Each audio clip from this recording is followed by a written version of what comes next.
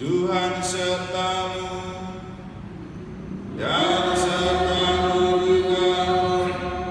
Inilah Injil Tuhan kita Yesus Kristus menurut Matius. Dimuliakanlah Tuhan.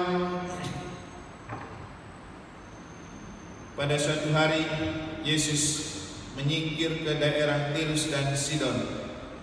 Maka datanglah seorang wanita Kanaan dari daerah itu dan berseru, "Kasihilah aku ya Tuhan, anak Daud.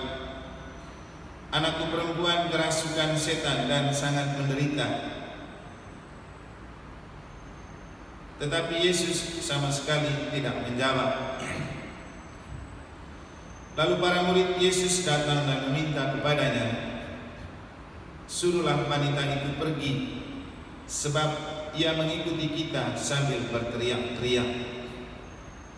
Jawab Yesus, "Aku diutus hanya kepada domba-domba umat Israel yang hilang." Tetapi wanita itu mendekat dan menyembah Dia sambil berkata, "Tuhan, tolonglah aku." Yesus menjawab, "Tidak patut mengambil roti yang disediakan bagi anak-anak dan melemparkannya kepada anjing."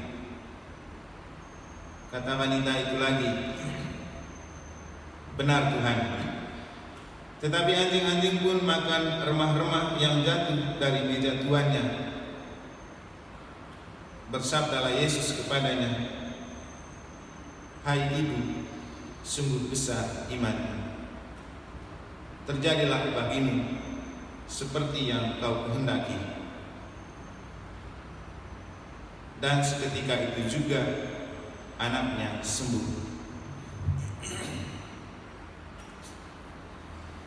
Berbahagialah orang yang mendengarkan sabda Tuhan dan tekun melaksanakannya.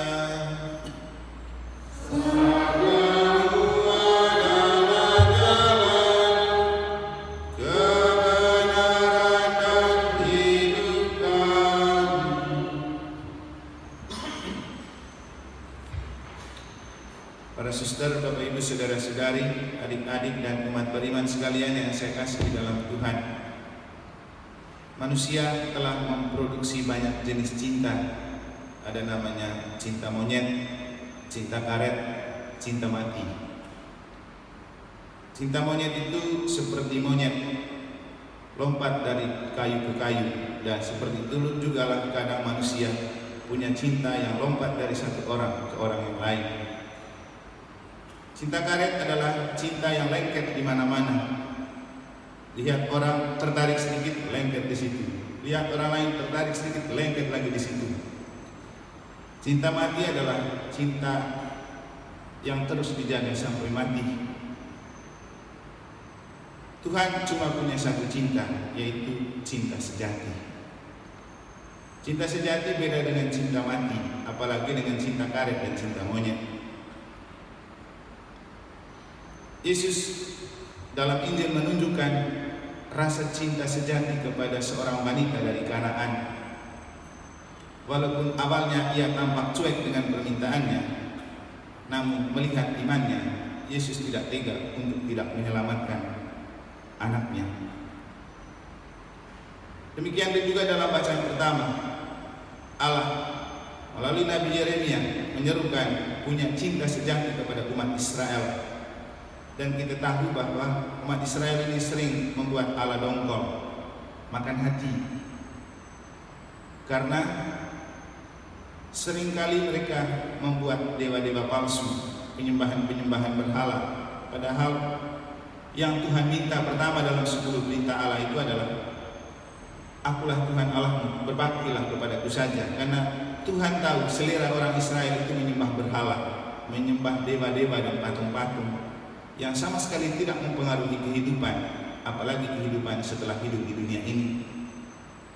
Tuhan yang telah menciptakan dan menjadi pemilik kehidupan telah membebaskan mereka dari bangsa Israel, terus menuntun mereka.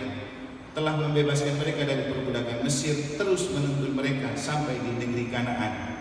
Dan wanita yang kita dengar dalam Injil adalah wanita Kanaan. Dan Kanaan itu adalah salah satu negeri yang kalau Bapak Ibu ke Tanah Suci dari Gunung Nebo, tempat di mana Musa memberikan tongkat kepada Yosua untuk meneruskan perjalanan menuntun bangsa Israel ke Mesir, itu tampak lebih hijau, dan Kanaan itu adalah negeri terjanji untuk umat Israel. Perempuan ini adalah perempuan dari Kanaan, berarti ia orang Israel, dan Yesus bilang, aku datang untuk domba-domba yang hilang dari Israel. Ibu ini mungkin menghilang dari hadapan Tuhan. Mungkin juga dia menghilang karena ditinggal sama suaminya lalu kecewa dan tidak percaya lagi kepada Tuhan. Karena dalam Injil tidak diceritakan mana suaminya. Tapi yang pasti ibu ini punya rasa tanggung jawab untuk keselamatan anaknya. Dan ia juga tahu kemampuannya untuk menyelamatkan anaknya. Rasanya Yesus adalah pilihan terakhir ketika ia sudah lama berjuang untuk menyembuhkan anaknya. Ketika Yesus datang, ia menghampiri dan meminta kepada Yesus. Awalnya Yesus cuek, tetapi setelah Yesus melihat iman wanita ini, ia lalu menyelamatkan anaknya. Ini adalah beberapa gambaran cinta sejati Tuhan untuk kita. Dan memang Tuhan tidak pernah berhenti mencintai kita walau kita sering jatuh ke dalam dosa, sering menjauh dari Tuhan, menjauh dari gereja. Dan Bapak Ibu lihat, siapa sih umat di negara yang tidak diterima untuk dilayani oleh Romo? Setelah misalnya sudah mengecewakan Romo dan gereja, tetap dilayani juga kan, walaupun tidak kapok-kapok. Tapi inilah belas kasihan Allah, inilah cinta kasih sejati dari Allah untuk kita. Pertanyaannya, kalau sudah sebegininya Tuhan mencintai kita, apakah kita juga punya cinta sejati kepada Tuhan? Bapak Ibu saudara-saudari, sejatinya kita akan kembali kepada Tuhan. Maka jadikan Tuhan sebagai cinta sejati. Hidup bukan cuma di dunia, tapi masih ada kehidupan setelah mati. Dan cinta sejati Tuhan akan tetap berlaku sampai mati. Makanya cinta sejati Tuhan tidak berarti cinta mati. Artinya setelah mati bubar. Kalau cinta terhadap suami istri atau terhadap anak-anak, ya, berlaku itu cinta mati. Setelah mati ya selesai. Tapi ada juga yang tetap terus merawat cinta itu sampai sudah mati. Itulah cinta sejati. Dan memang yang diharapkan Tuhan dari kita ketika kita membangun hidup sebagai orang beriman, kita tetap menjadikan Tuhan sebagai cinta sejati. Boleh Anda punya cinta pertama, boleh Anda punya cinta terakhir dengan siapa saja, tapi Anda harus tetap punya Tuhan sebagai cinta sejati. Dan sangat diharapkan ketika Anda menjalani hidup sebagai suami istri, jadikan pasangan Anda sebagai cinta sejati. Tidak diharapkan ketika sudah menikah lalu Anda kemudian menciptakan lagi cinta karet, cinta monyet, cinta mati. Iya. Yang paling parah juga adalah kalau menciptakan cinta palsu.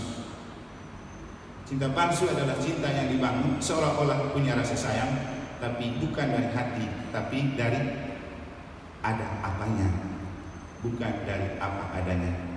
Sering sekali kita terjebak dalam rasa cinta karena ada apanya, bukan karena apa adanya. Tuhan punya cinta sejati karena Ia mencintai kita apa adanya.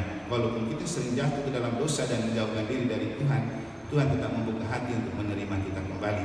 Karena Ia tidak akan pernah bisa memalsukan cinta sejatinya kepada kita. Semoga Tuhan memberkati.